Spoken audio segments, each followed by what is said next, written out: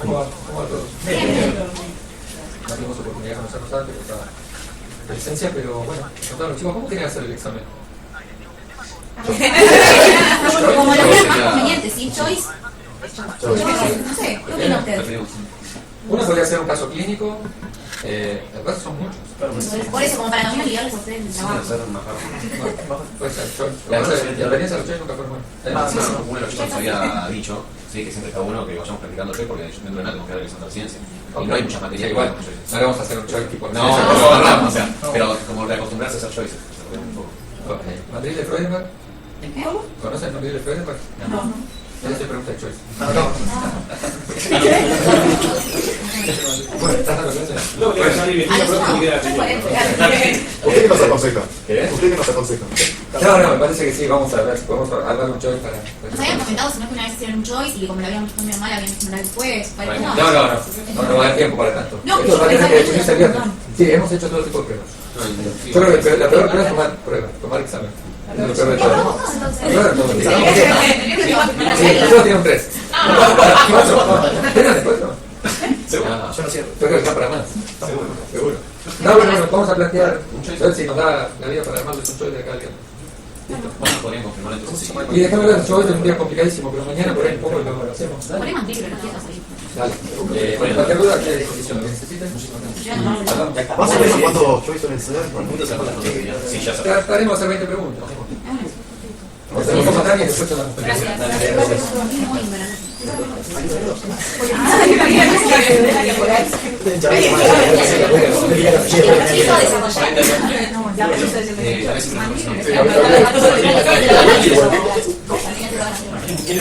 Decime lo que es contra choice. No sabe lo que es Madrid de Freudenberg, no puede aprobar. ¿Qué es? Madrid en realidad es un mono, Por gracioso. pero... Es un meniqué, chicos. Google, chicos, que es una de Freudenberg. Ya está. La federación. Claro, aprovechen eso que tienen. Es un pitutín. Es computador. De hecho, van a escuchar la palabra mandril en muchas cosas, porque no solo el mandril de Freudenberg que es mandril, hay otras cosas que también conocen yo. Yo me entiendo mandril en alemán, un animal. O sea, cuando lo dijo creo que pensáis alguien que tiene... Hay muchas palabras. Soldado, por ejemplo, en la composición de dos palabras. No, pero sí, mandril es un animal y también es un tutor. Es un tutor que se usa para un montón de cosas. Lo usan los anestesiólogos, por ejemplo, ponen un mandril en el tubo para intubar, le llaman mandril a eso, a ese tubo. Sí. Si las otras palabras las descubrimos más de grande. Pero sí, también se usa para esas cosas. Iniciativa de Freudenberg. Déjame que yo.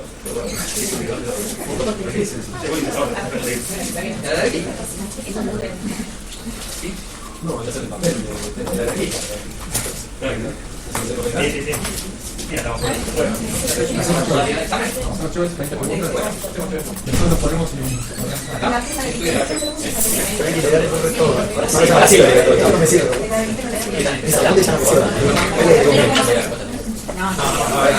Nada. ¿No van a salir preguntas así random que están en el cambio, escondidos? Por supuesto, como hacen en la UBA todas las materias. No hay la finalidad de esta cursada, Urología no es la materia de la carrera, se le asigna poco tiempo para ser dada, es una especialidad quirúrgica, que es tranquilos, los conceptos generales van a ser los que se consideren que ustedes tienen que saber. Pero son universitarios, son auxiliares de médicos, entonces no es la tecnicatura en urología. Tienen que saber, tal vez algún nombre propio, una estratificación, estudios de PNM, sepan qué conducta tomar, tienen que saber cosas extras, ¿no? Nombres de medicamentos, sí, para cada patología hay 1 o 2 nombres de medicamentos, tal vez dosis de medicamentos no va a ser exactamente lo que se vaya a pretender, pero sí sepan la diferencia entre una aspirina y una amoxicilina, ¿no? Eso tienen que saberlo. No, bueno, antibióticos, sí, pero antibióticos ya no, ya están en la parte avanzada de la carrera y tienen que saber algo más que antibióticos. ¿Qué antibiótico se da para una infección urinaria? Bueno, ¿se da este o se suele dar este? Bueno, eso tienen que saberlo. La dosis, la posología, etcétera, bueno, no siempre. Pero para un cáncer de próstata avanzado, ¿qué le van a dar? Bloqueo androgénico. Bueno, ¿cuáles son las drogas de bloqueo androgénico? Tienen que saber 2 o 3 nombres, tienen que saberlo, tienen que manejarlo. Bueno, por ejemplo, leuprolide. ¿Qué es el leuprolide? Un antagonista del IH. Bueno, es un agonista. Por ejemplo. Agonista. Me confundí un montón de los Sí. No, lo que te dije. Un agonista es el de Garelix. Entonces vos no le das el antiandrógeno. Pagón, el de Garelix, es un antagonista. Bueno, eso son pequeñas cositas que las tenés que pulir para el examen, que obviamente si es agonista, antagonista, bueno, no va a definir el resultado final del examen. Pero está bueno saber, porque después no sabe que al paciente le tiene que prepararlo en ese momento, si le va a dar un agonista, para que no haga el flare, o saber que lo va a hacer, que se cree que sube mucho, porque al estimular mucho la hormona, sube mucho la hormona, ese eje. Endocrino ya lo digan. Entonces, bueno, para tener esos conceptos, ¿Necesitan guiones? Sí. Ay, soy Gracias. Gracias. Sí, sí, Mírame nada. Ahora sí voy a tirar.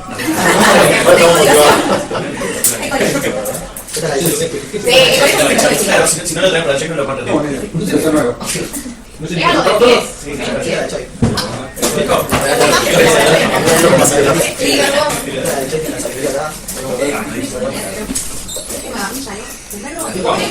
Bueno, vamos. ¿No queda cáncer de riñón? Selecciona el choice, así que es más fácil. ¿Lo hice con experiencia? Sí, los chicos estaban ahí. Sí, estaban ahí, pero dijimos.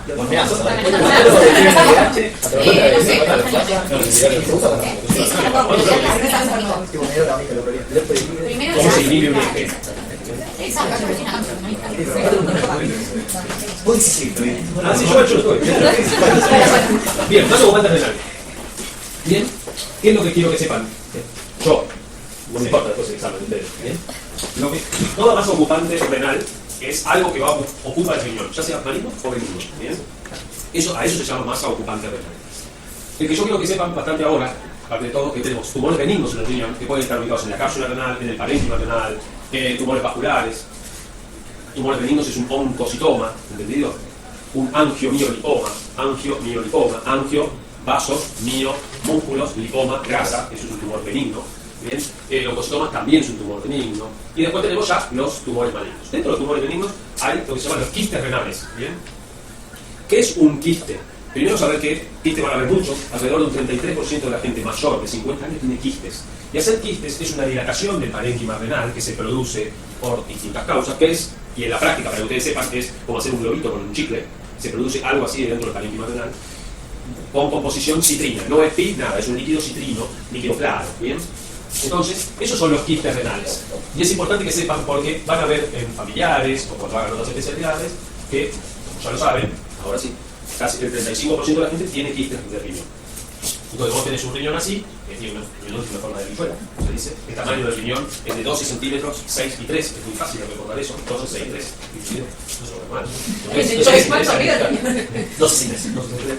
Todo lo que tiene es un área ¿De qué tiene el riñón? tiene un área que es un quiste. Lo importante es saber el quiste, cuando es un quiste simple. ¿Pediatría ya vieron acá? No, acá no, pero... No, pero uno pediatría se dio. Bueno, mañana van a hablar de lo que es poliquistosis y eso. Bueno, pero ustedes sepan de los quistes.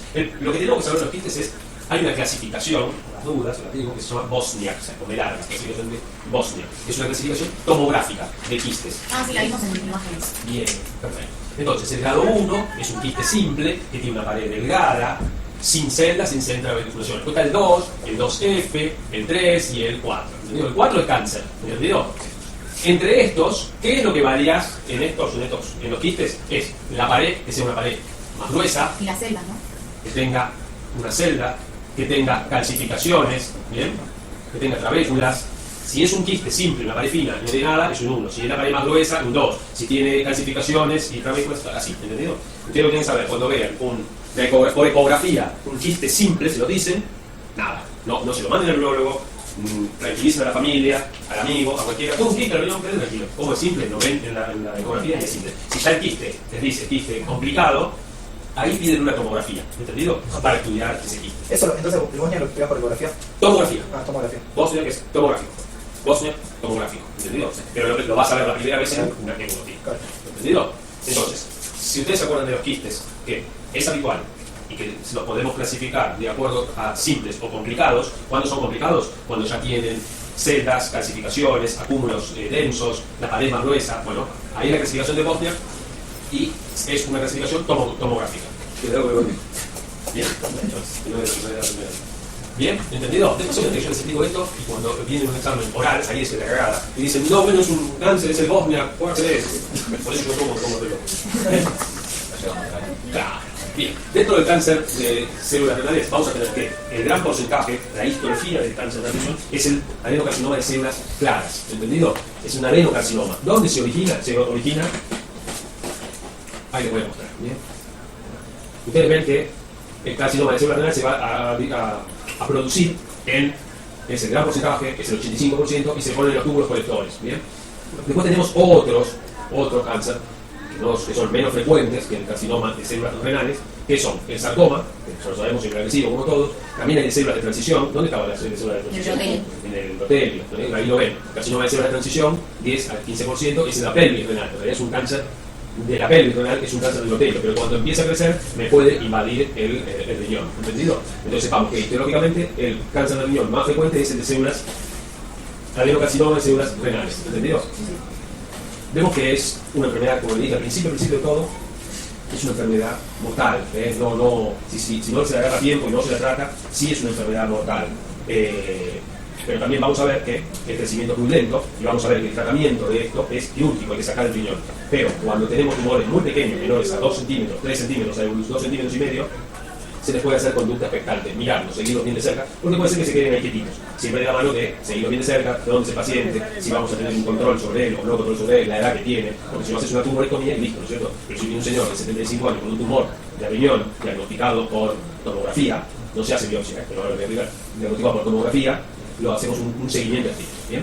Y lo que vamos a tener en cuenta es que el 20% de los pacientes que tenemos con cáncer de riñón son metastásicos al momento del diagnóstico. Y eso ya es una enfermedad compleja, ¿bien?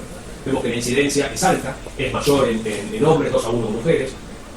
El 40% tienen una recaída luego de la enfermedad, ¿entendido? Entonces hay que estar, no solamente ser agresivos en nuestro momento, sino ser agresivos en el seguimiento de estos pacientes porque le puede dar metástasis posteriores, ¿bien? Un 40% de mortalidad se ve entre la quinta y la sexta década de la vida. Bien, es el de mayor mortalidad que tenemos en la urología, ¿entendido? Bien, tenemos lo que es el Provocam, lo van a ver en todos lados para que lo digan buscar en estadísticas. Las estadísticas en Argentina son muy malas, ya saben como siempre, pero bueno, es lo que se hace. ¿Sí?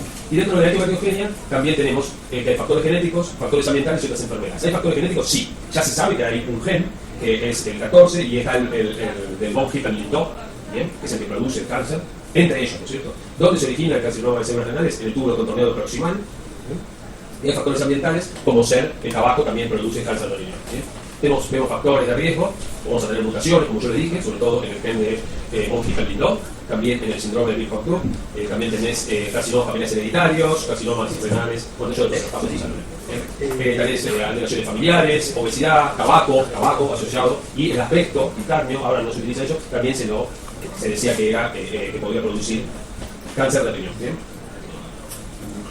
Vamos a ver que las células de tumores benignas crecen solo localmente, y esto, como va contando, esto es lo que es el gen de von Hippel-Lindau. Por eso ya se sabe que se encontró el gen que va a producir el tumor de riñón, ¿no es cierto? Es un tumor hereditario, entonces ya es uno de neurología que podemos saber dónde se produce la mutación. ¿Bien? Cuadro clínico, que es lo que tienen que saber ustedes ahora.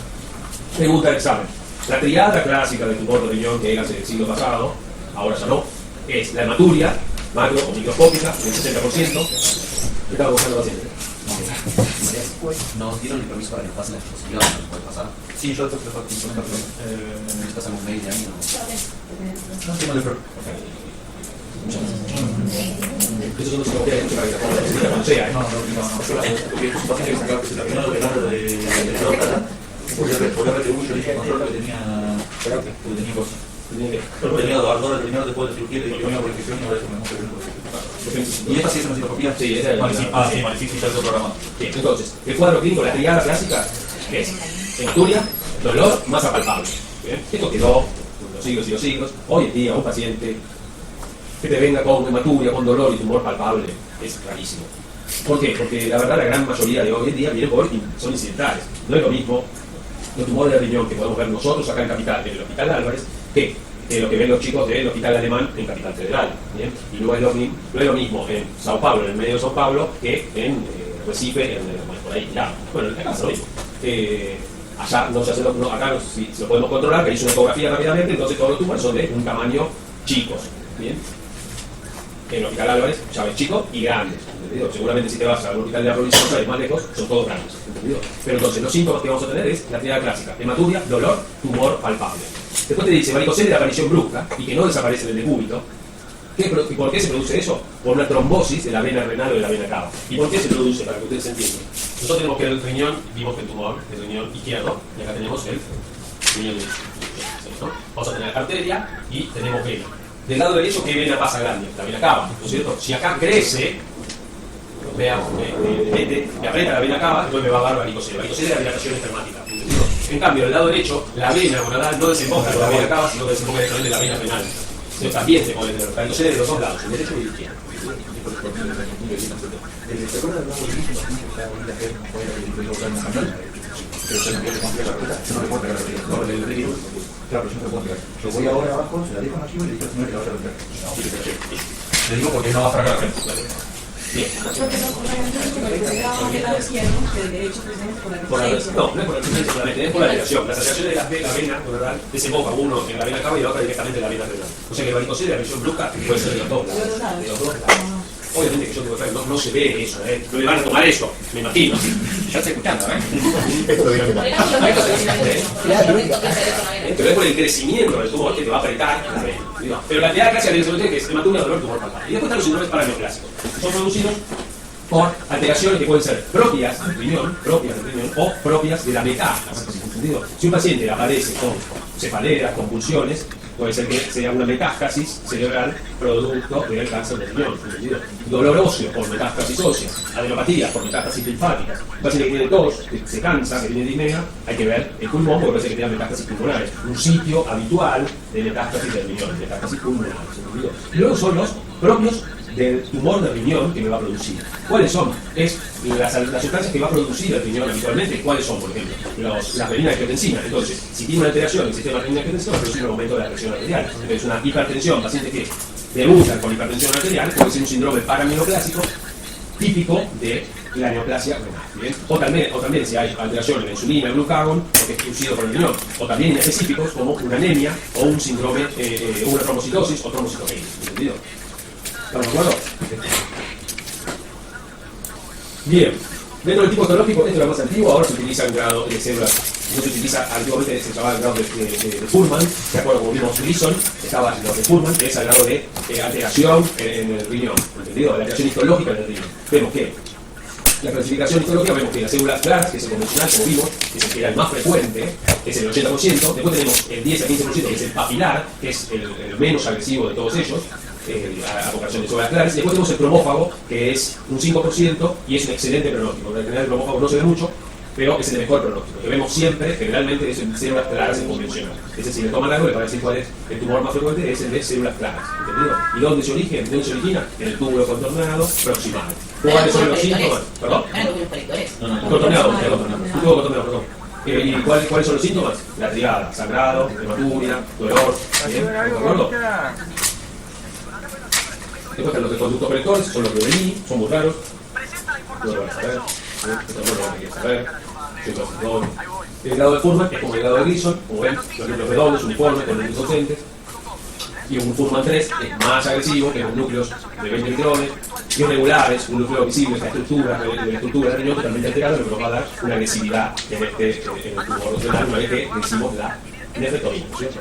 El diagnóstico se hace a través de ecografía, que es de manera incidental, hoy en día es el diagnóstico más frecuente que vemos. Si el paciente tenía una pequeña molestia o que se hizo una ecografía por otra causa, que aparece que tiene un tumor de riñón. La tomografía axial complicada es el gold estándar en el diagnóstico del cáncer de riñón, se tiene que venir con contraste. ¿Por qué con contraste? Porque el tumor de riñón va a dar captación en el contraste, ¿entendido? Y resonancia magnética nuclear cuando tenemos dudas con respecto a esa tomografía. Pero el gold estándar es la tomografía axial complicada. Vemos que esta sería para resumir todo. Vemos que el signos y síntomas, hematuria, dolor, fatiga, hacemos estudios por imágenes, la tomografía, vamos a ver los estudios por laboratorio, vamos a ver que pueden tener hematuria, pueden tener anemia. ¿Bien? Vemos que la biopsia no se utiliza, no realizamos biopsia, no así como el tumor de vejiga, no realizamos biopsia con aguja fina, tiene indicaciones muy específicas, la biopsia por aguja fina, muy específicas, cuáles serían en monorrenos. Un paciente monorreno que tiene un tumor, entonces tenés que ver realmente si estás muy en duda, porque tenía antecedentes, no te pongo electorado, broncocitoma. Entonces ahí sí tiene biopsia, pero si no, biopsia de riñón no se hace. Se hace el diagnóstico a través de imágenes. ¿Cómo lo clasificamos? Lo clasificamos a través de los lugares donde da metástasis. ¿Dónde da metástasis más frecuentemente? Locos regionales, o sea, adenopatías, que ahí lo vamos a tener con la tomografía. El pulmón, que también lo vamos a tener con la tomografía, porque tiene una tomografía de tórax, ¿entendido? Y hueso, se le hace un centellograma óseo.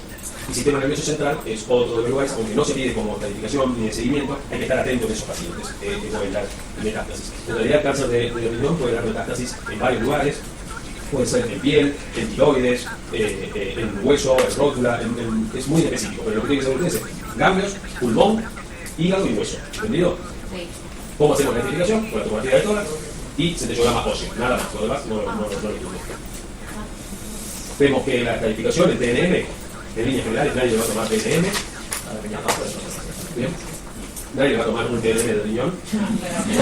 Se lo digo yo ahora, y si alguien le toma un TNM de riñón, me viene y me lo dice a mí. Bien, porque yo le puedo saber que el 50% no lo sabe. Bien. Entonces lo que vamos a dividir es en tumores menores a 7 centímetros o mayores a 7 centímetros. ¿Y en qué va a variar eso? La técnica quirúrgica que uno va a elegir para los pacientes, si es que puede, si está en el contexto, que es una nefrectomía parcial o una nefrectomía radical. Eso es lo que va a llevar ese tamaño de 7 centímetros. ¿Bien? Y también no es lo mismo un tumor de 5 centímetros que un tumor de 10 centímetros. Es mucho más agresivo por el tamaño que va a dar, que es más agresivo ese tumor. ¿Cierto? Vemos ya cuando es T3, que se invade a cápsula, lo mismo que de la próstata que vimos recién, el T3 invade a la cápsula de la próstata. Bien. Y el T4 ya cuando atraviesa a la fase de esteroide. Bien. Generalmente en casi todos los tumores el T3 es el que invade cápsula. En casi todos los tumores de todos. Lo divide T1, T2, T3 es el límite de la cápsula, o sea que ya está pasando, y T4 es lo que decimos. Bien. Bien. Ahí tenemos un dibujo, vemos un T1, T1A que es hasta 4 centímetros, T1B 7 centímetros, T2 mayor de 7 centímetros, T3 limita la cápsula, T3B, T3C invade vena cava, y T4 atraviesa la fase de esteroide. ¿Sí? Ahí lo vemos en tomografía, así se dan cuenta que existe realmente un T1A, un tumor menor a 4 centímetros, un T1B de 7 centímetros, ¿lo ven, no? ¿Se lo muestro o no? No, sí se ve. ¿Bien? ¿Lo ven? ¿1B? ¿Bien? Entonces acá se tiene que hacer una nefrectomía parcial, sacar esta mitad de riñón, siempre y cuando se pueda desde el punto de vista técnico-operatorio, ¿no es cierto? Porque una cosa es decirlo y otra cosa porque uno está frente del paciente que no lo puede hacer. Muchos van a decir, no, nefrectomía parcial. No, no es tan así. Después, si es más complicado, le tienen que sacar todo el riñón, ¿están de acuerdo? O sea, es un T2, ven que con el tamaño ya empieza a subir, el T2 era más de 7 centímetros, ¿ok? O sea, es un tumor. O sea, es un T4, invade la vecina, ¿ven? Acaba acá, no, está chupada por el tumor, ¿ves? Y vemos los ganglios. N1, ganglios regionales, M, metástasis como todo. El tratamiento que vamos a tener, un tumor localizado, nefrectomía radical o nefrectomía parcial, de acuerdo al tamaño. Nefrectomía radical como lo estándar, nefrectomía parcial, si se puede hacer la parcial. Cuando tenemos tumores diseminados, o sea, con metástasis, vamos a hacer metástasis única, nefrectomía radical más metastasectomía, ¿bien? Sacar esa metástasis. Y cuando tenemos metástasis múltiples, se utiliza la inmunoterapia o los inhibidores de la terosinquinasa, que por excepción no se utiliza más. Radioterapia y quimioterapia no se utiliza en riñón. Radioterapia y quimioterapia no se utiliza en riñón, son resistentes a la quimio y a la radioterapia. Sí son sensibles hoy en día a la inmunoterapia y a los inhibidores de la terosinquinasa. ¿Bien? Vemos de nuevo en otras variantes que se tienen que hacer. Las supervivencias, vemos los factores pronósticos. No se lo van a tomar. Estos son importantes para hacer pacientes que son, que vamos a tener que hacer el tratamiento quirúrgico, ¿no? De acuerdo a los tumores y al tamaño que tiene. No se lo van a tomar. Vamos a ver. Cáncer de riñón, vamos a tener antiangiogénicos, inhibidores del vector, inhibidores de la terosinquinasa, para que sepan ustedes. Inmunoterapia, interferón, interleucina, pembrolizumab, cabazantinib, bueno, otros más nuevos. Y vamos. Cáncer de riñón.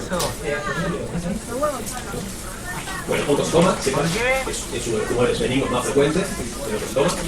Y el angiomiotoma, como les dije, ya el nombre nos va a decir angio, parte vascular, mío, músculo, linfoma, grasa. Y lo que hay que ver bien en los angiomiotoma es el tamaño. Si tiene un tamaño mayor a 6 centímetros, es un tratamiento quirúrgico, o si me da síntomas de dolor, de sangrado, también tendríamos que pensar en una cirugía. Pero es la notatarina la más frecuente que tenemos en inmunología con respecto a riñón. Una pregunta. Los TNM, ¿sí? De próstata sí que tenemos que hacer. Depende también. ¿Falta o hay algunos que también que El de pene también. Como hicieron mucho hincapié. Bueno, Usted me pregunta si tiene que saber si viene de la parte de usar lo que es oncología zoológica, la respuesta es sí. Le da mucho miedo a todos los TNM. No, que no son feos. Bueno, pero son muy difíciles. Sí, pero porque tenés que presentar a estudiarlos y todo. Memoria. De memoria. Ayuda cuando estés dando, a ver, el punto de corte son 3 centímetros, por ejemplo. Entonces, bueno, lo quiero, no lo quiero, le saco todo, no le saco todo, le hago esto, le hago el tratamiento, como tienen que eso tiene puntos de corte. Entonces, si fuera así, tiene T4 y no se ve. Pero tiene menos de T4, sí se ve. A eso vamos a ir, ¿no? Así, yo haciendo algo con local, porque ya terminaron. Recién fui y estaba con eso. No sé qué había con local, pero bueno. Lo tenemos que ver del lado de qué vamos a hacer si tenemos otra cosa. Los TNM sirven eso para definir conductas. Vos, acuérdate, TNM, T, tamaño, N, cambio, NX, N0, N1. Eso es Sí, fácil. los N. Y los N son fáciles. Y el T es un tamaño mayor, el de gigas, ya sabías, que invadía el T2, eso nosotros lo hablamos, que era la diferencia molecular, ahí ya sabés, T2, ¿qué es eso? Y después de la próstata es un solo lóbulo, lo dije, el T2, dos lóbulos, T3 infiltra la cápsula, T4 infiltra la cápsula. Pero que matizan así es fácil, chicos. O sea, si lo tiene así en su cabeza no va a El entender. T1 suele ser ahí. Y los demás van como... El 4 es como. Es más mal. Siempre ¿Sí? es más. Ah. Panda.